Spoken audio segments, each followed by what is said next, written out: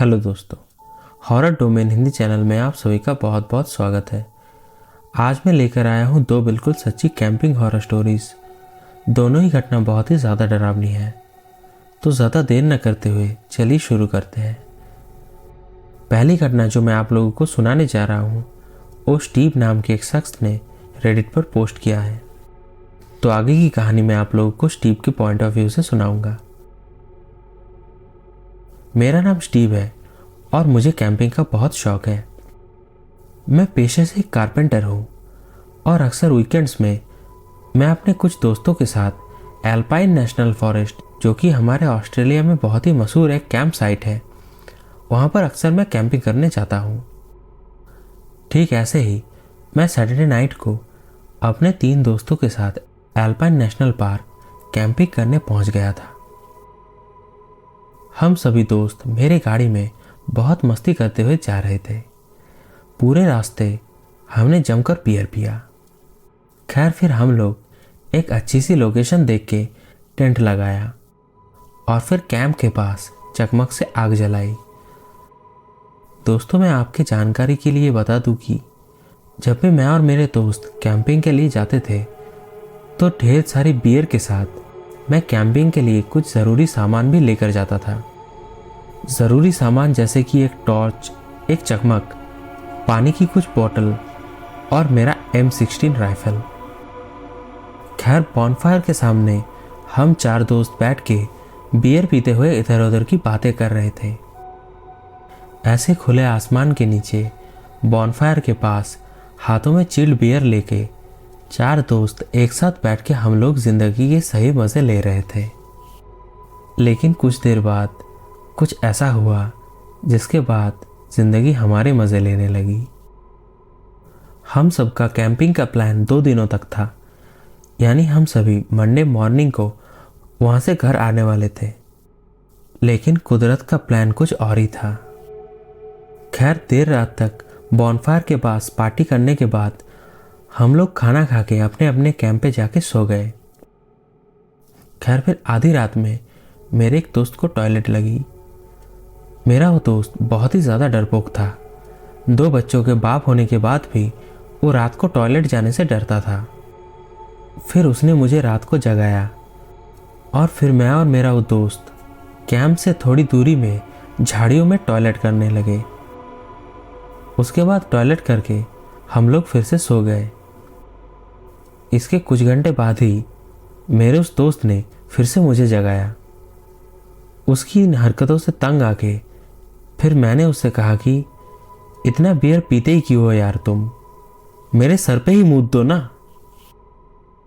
खैर फिर मैंने अपना टॉर्च और M16 लेके उसके साथ चला गया।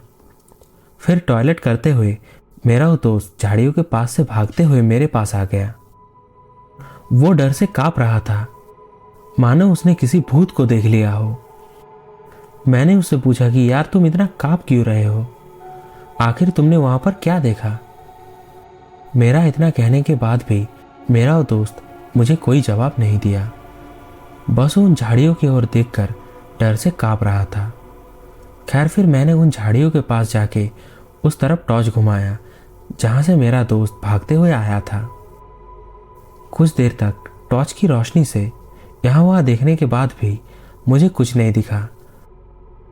फिर मेरे पीछे मुड़ते ही अचानक से मुझे एक आवाज़ सुनाई दी, जिससे कि मैं बिल्कुल हैरान रह गया।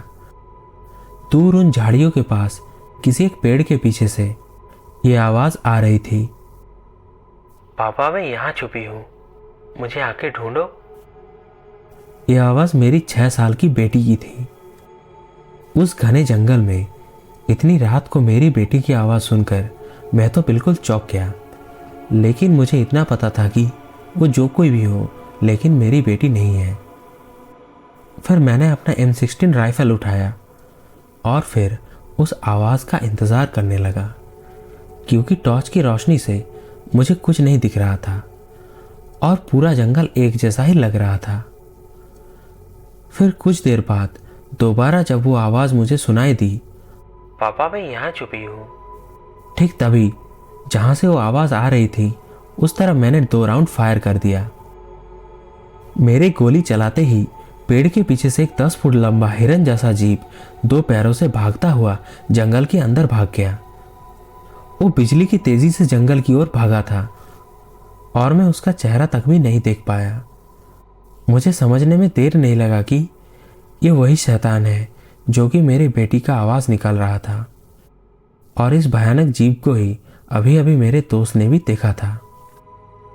गोलियों की आवाज़ सुन के मेरे बाकी 2 दोस्त भी मेरे पास भागते हुए आ गए। फिर मैंने उन सबको अपने साथ घटी पूरी घटना बताया। फिर कैंपिंग का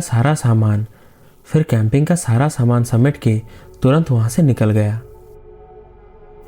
दोस्तों, इस घटना के बाद भी हम सभी दोस्त आज भी वहाँ पर कैंपिंग करते हैं, लेकिन फिर कभी हम सबका सामना उस भयानक जीव से कभी नहीं हुआ। यह था दोस्तों कैंपिंग से जुड़ी पहली घटना। और दूसरी घटना जो मैं आप लोगों को सुनाने जा रहा हूँ वो मुझे एक आदमी ने ट्रेन में सुनाया था। दरअसल एक बार ट्रेन में जाते वक्त मुझे मेरा सीट एक हाइकर ग्रुप के साथ मिला था। तो ऐसे ही उत्सुकता के कारण मैंने उन सबसे पूछ लिया कि हाइकिंग और कैंपिंग के दौरान क्या आप लोगों के साथ कभी कोई डरावनी घटना हुई है। मैंने उन सबको अपना यूट्यूब चैनल भी दिखाया। फिर उन्होंने मुझे सुनाया उस हाइकिंग ग्रुप के साथ घटी एक बिल्कुल सच्ची हॉरर स्टोरी। दरअसल एक बार वो लोग हिमालयन माउंटेन्स में हाइकिंग करने के लिए गए थे। वो लोग जहाँ पर चढ़ाई कर रहे थे वहाँ का मौसम अचानक खराब हो गया।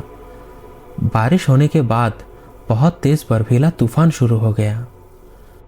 उन सब ने एक जगह पर कैंप करके रुक जाने का फैसला लिया। भयानक बर्फीला तूफान आए हुए अब पूरा दिन बीत चुका था, लेकिन तूफान रुकने का नाम ही नहीं ले रहा था।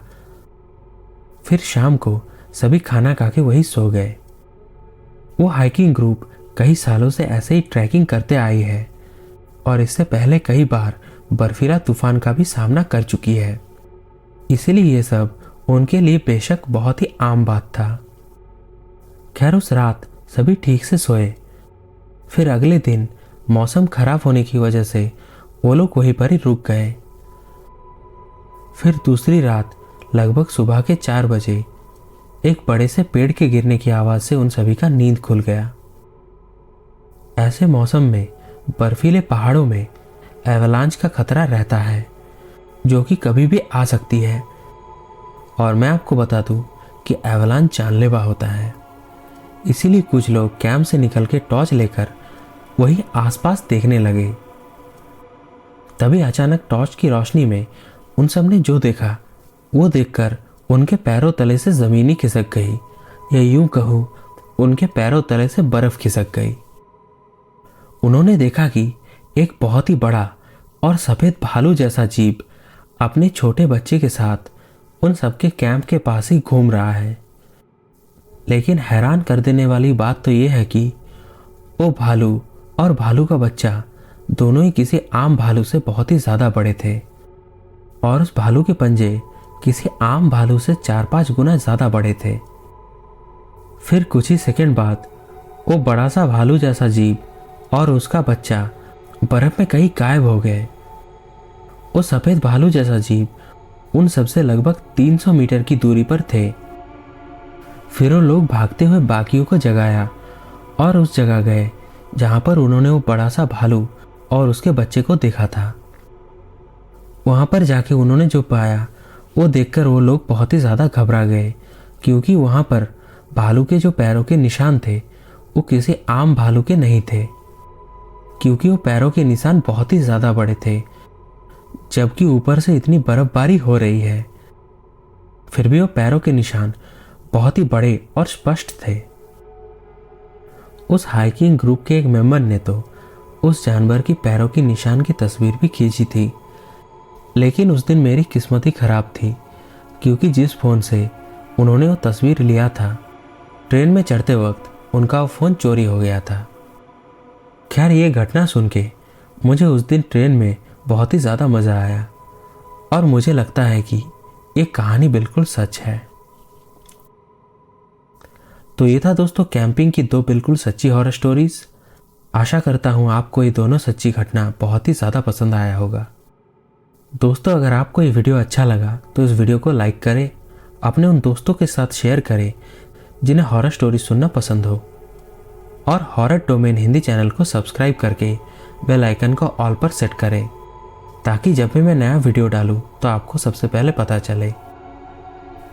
दोनों ही घटनाओं में कौन से भयानक जीव से उन सभी का सामना हुआ था, अगर आपको इनके बारे में कोई जानकारी हो तो आप हमें कमेंट्स में ज़रूर बताइए। अगर आपके साथ या आपके किसी पहचान वाले के साथ कभी कोई पैरानॉर्मल इंसिडेंट हुआ है तो आप हमें वो स्टोरी इंस्टा पर भेज सकते हैं। इंस्टाग्राम का लिंक मैं नीचे डिस्क्रिप्शन में दे दूंगा।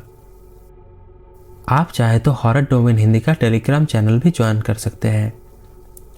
मिलते हैं आपसे अगली वीडियो में कुछ ऐसे ही रोचक और सच्ची डरावनी घटनाओं के साथ। तब तक के लिए जय श्री कृष्णा।